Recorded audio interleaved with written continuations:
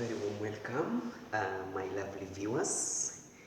Welcome to this channel, welcome to this episode, Tuesday Class Job Market, episode 9. If you have been missing most of episodes, please make sure you don't delay to visit my YouTube channel. Please support me by subscribing. Subscribe, like, comment, and please share.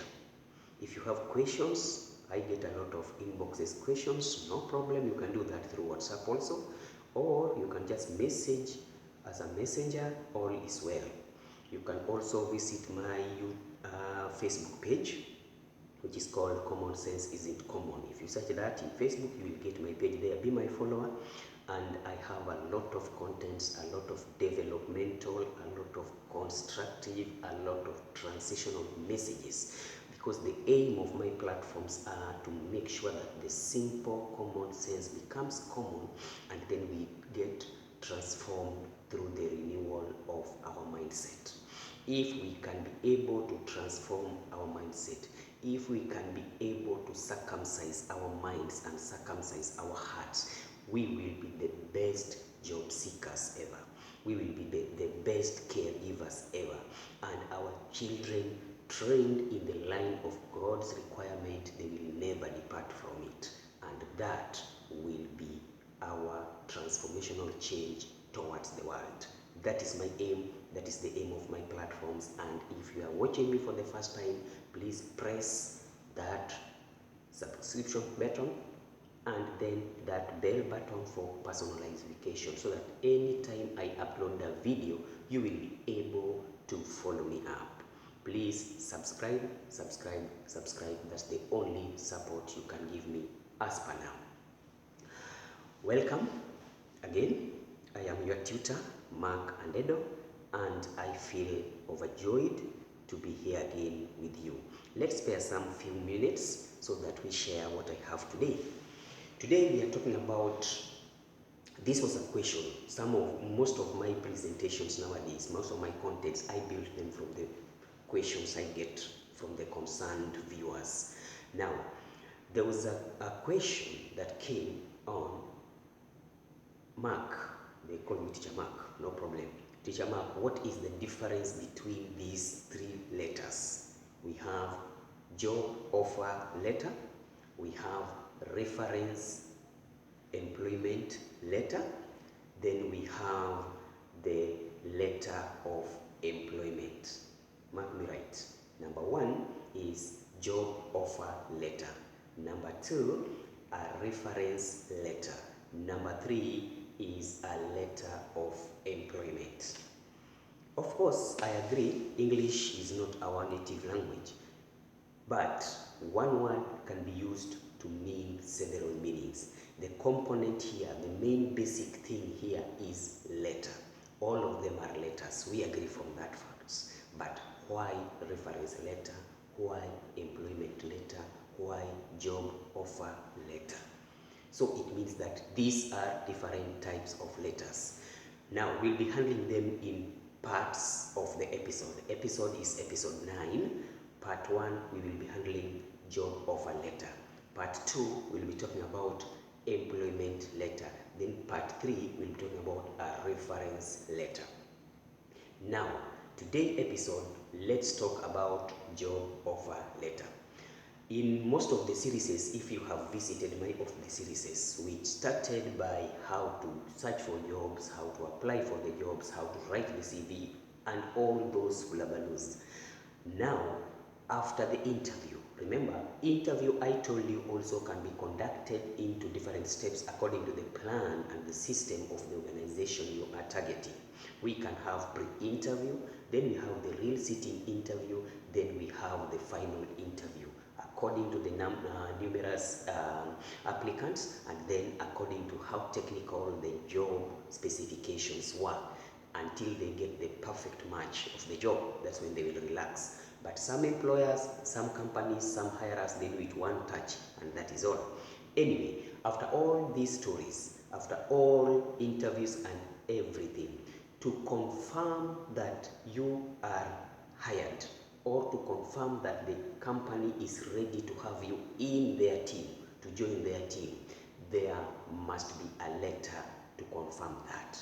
There must be a place to tell you that you are now ours or we welcome you. Remember, nobody can just, a legal way that is, most of the employer, of course, shortcut, they will just say you come Monday, start work and all that. But even after starting work, if you are wise enough, always insist on the job offer.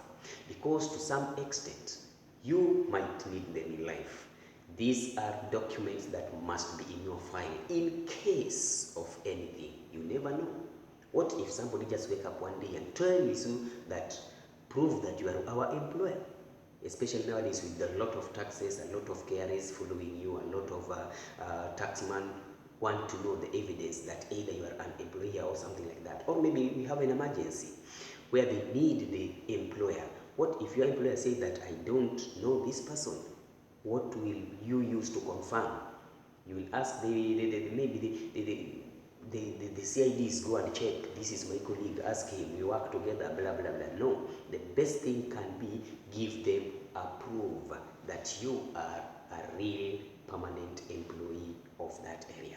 The best proof to this is that offer letter. You can tell them, they told me that from this I've been working here and this is my job letter. Just like if you go to college, there must be an admission letter. You go to Form 1, there must be an admission letter. High school, college. Without admission letter, it's difficult. Not even difficult, in fact, you want to be a student of a given institution. So the same to this, job offer letter confirms that you are accepted. I think after all this explanation, of course, already I've given a proper definition of that. So, welcome, this episode 9. So, under this episode, very quickly, what are we going to look at? Number 1, we are going to look at the definition of the job offer letter. Number 2, we are going to see the brief differences between job offer letter, letter of employment, and a reference letter. Then part 3, what are the contents of a job offer letter?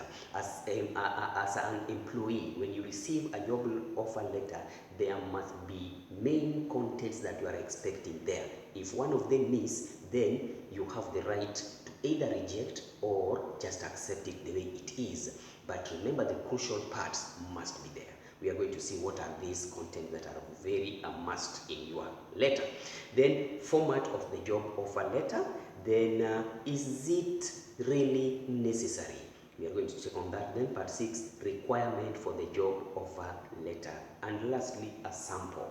So maybe all this we might finish in one touch, or we can also break them into sub-topics, which we'll be handling in parts, but still under series number 9.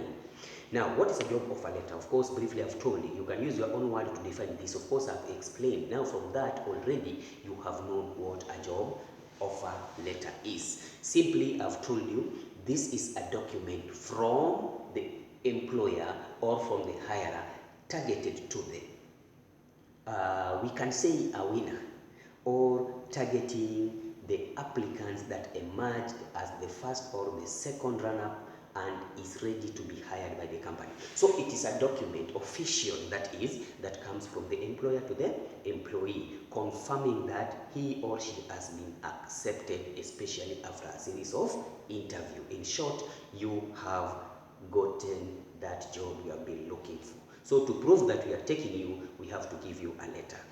That is a simple definition of that job offer letter. What is the differences between the 3 types of letters? Number 1, job offer letter, I've told you. This is a letter or a written document from the employer to the employee confirming that he or she has been accepted to do or to work in that company after emerging to be the best from the series of interviews that have been taking place. What about letter of employment? Now, a letter of employment, we can say, is a short, straight to the point letter that verifies your job title, salary, and work history. And just to cut this story short, to know the difference between a job offer letter and an employment letter is that one is written before you start the work. One is like a welcoming note. One is like affirmation that now you are ours. Now, letter of employment, this is written when you are already working, you have been our employee. Now, mostly this letter is needed as a collateral or is needed as a foundation, especially when you want to take something like mortgages, or you want to apply for the loans, or maybe you want to rent a house. In those developed countries, they can use job offer letter to show that you have the financial muscles to pay the financial status. Or in case of emergency, I am offering that I am employed and every month I will be depositing such amount of money because this is my salary and I am employed here permanently. So I am not likely to lose my job within the 3-4 months coming. So meaning that if I become your tenant, I'll be able to pay your rent for the series of this time shown. So this letter is like a proof, it's like affirmation. It's like we use title deeds to take loan, we use the logbooks to take loan, so also we can use offer letter, or not offer letter really, we can use the employment letter to affirm that we will be able to pay the debt that we are being required for. I hope you are getting that difference. So in short, still, employment letter comes from the employer to affirm to the client or to affirm to the person concerned about you that you are their employee, that you work in their company. So whatever case is needed, in case of anything, you need our help as a company, as the employer, we will be able to support you because we are paying him salary every month, or we have known him and therefore he cannot run away within this short period of time. We are his or her employer. Please give her or give him the services that are required. Then part 3 is a reference letter. What is a reference letter? Reference letter is like a letter of employment. You see the word reference, huh? They're almost the same, because even employment letter is to refer to the client that this person in debt will be able to pay you because you referred him to us. We can deduct his salary and pay you, you know. What about reference letter? Now, it's like a letter of employment, but it is more detailed and discussed. The other one I said is short. Short in that the main important things are the title, the salary, and the work history. How have you been working, for how long, experience and all that. What amount of salary do you get? And then we talk about the title, or what is your title? Maybe a manager, supervisor, something like that. That one will be able to give bank some crucial information about your salary, because bank is interested in your salary only. Now, a letter of reference is like a letter of employment, but it is more detailed and discusses whether you are an exemplary employee. In short, in layman language, some people call this letter a letter of recommendation. So I hope the difference is coming. Letter of employment is not a recommendation letter. It's like affirmation that you will be able to sort out the issues, especially the financial, because you will be getting something every month.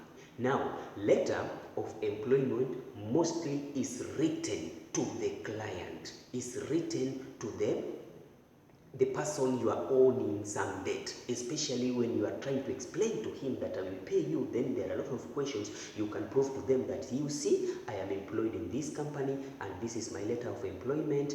Now I will be able to pay you, you know. But letter of reference, mostly it is written from employer to employer. Okay, from original or the current employer to the prospective employer. In short, letter of reference can accompany your application letter, but letter of employment can accompany your loan application documents. Are you getting that? So in specifically, you get that most of letter of employment, they are targeted to the financial muscle. But reference letters, they are like supportive document to talk about yourself, talk about your experience, talk about your loyalty, talk about your performance to the prospective employer, just to be accepted or to be employed in a new area. We can call it a letter of recommendation. I recommend you. So if you have a good employer and you have been having proper positive relationship with your employer, it's not easy to get such a letter from employers, because most of us, we are not good performers. We have to accept that.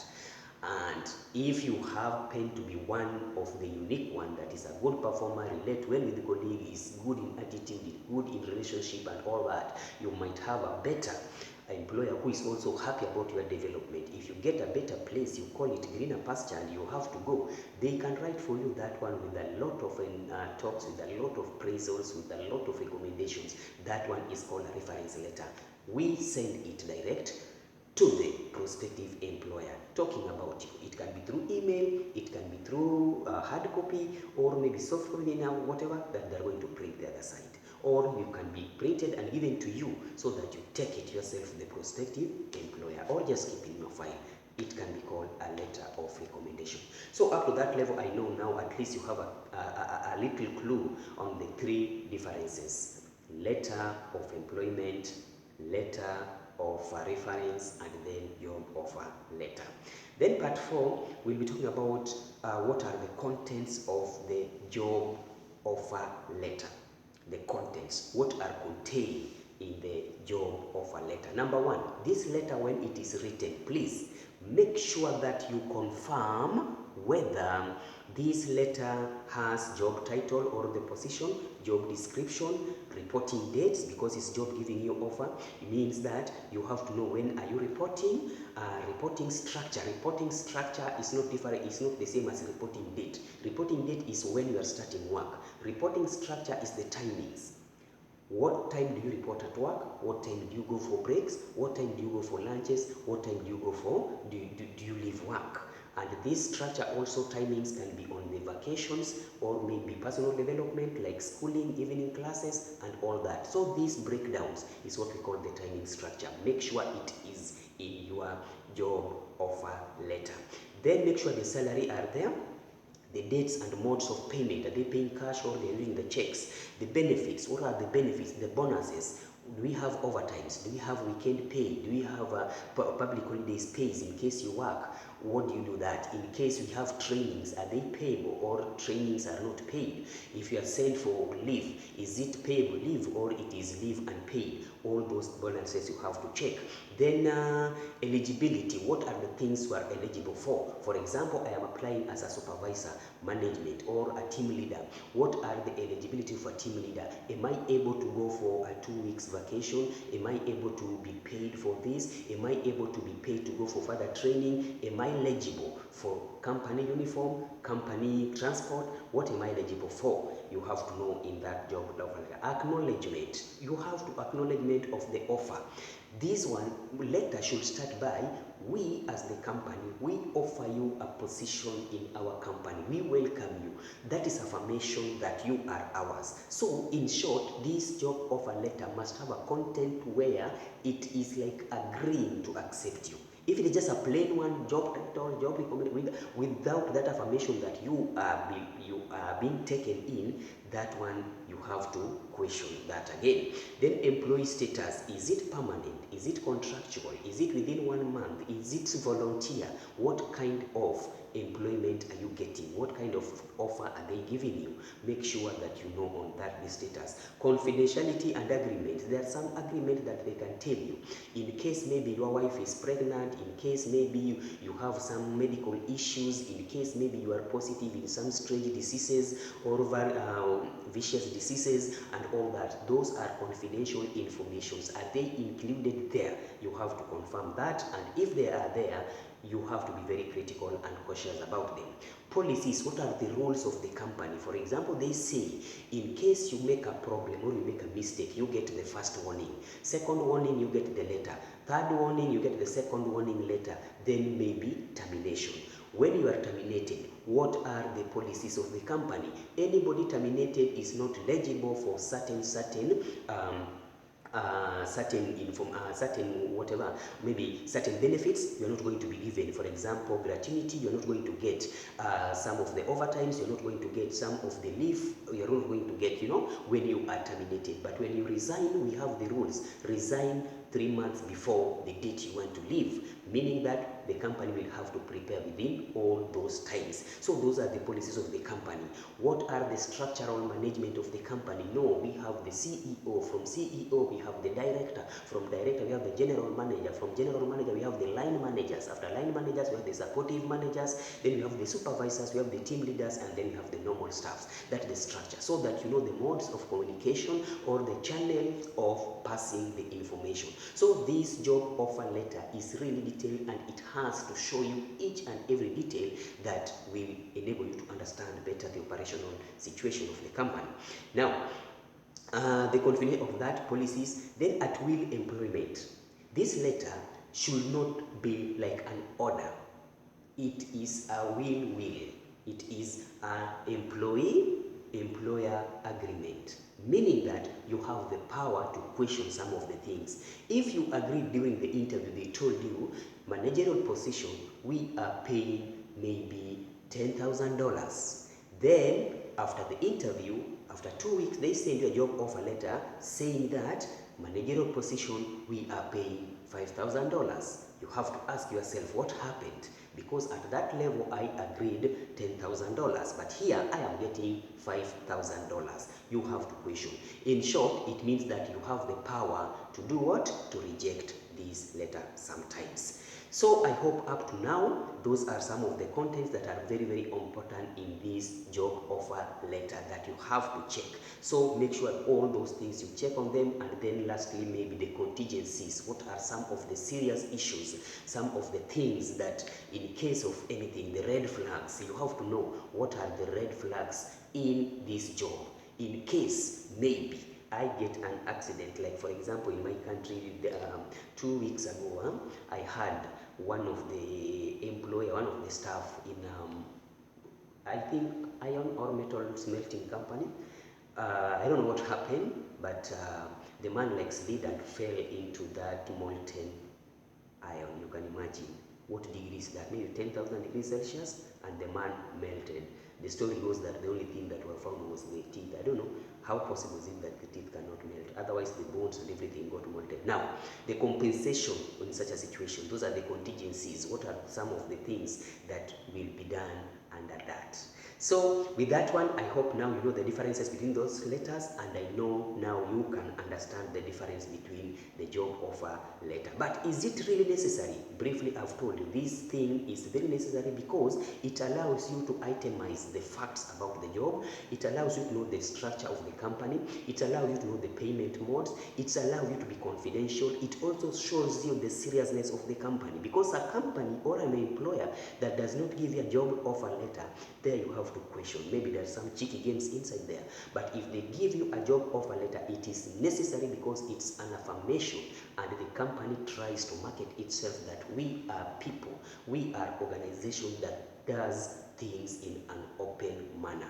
No corruption here, no things done under the table, nothing is done under the water. We do everything in open light. So that one gives you a confidence of the company, and even you as a staff, you'll be happy to work in such a company. Now, the format, we will see the format. Of course, I've told you it's an official letter. The other time we talked about how to write official letter. So it means that, as usual, it must be containing the address of the company, your address and the name, then salutation as usual, then the or the topic. Then after that, the opening sentences with all those descriptions. Then at last, we must be having sincerely, or something like the end part of it. Yours sincerely, this, maybe the company CEO or the company manager, whoever wrote the letter. That is the same format that this letter contains. So I hope, unless you have a question, please make sure you hit that inbox, you hit for explanation, and please question as much as possible. Like my comments, like my tutoring. If you are happy and you are benefiting a little bit, don't be so selfish. Please share the content so that the knowledge ripple to the greatest generation. Part 2 will be talking about example, and we will see how to write it step by step. Thank you for joining me. Don't forget to subscribe, don't forget to share, don't forget to visit my Facebook page. Common Sense Isn't Common. My Facebook account is just Andedo Mark. WhatsApp direct +254 711223525. Then another one is 30407344. All those are WhatsApp pages that you can inbox me and I will get your details. Thank you and may God bless you. Continue being my fan. Happy to see you.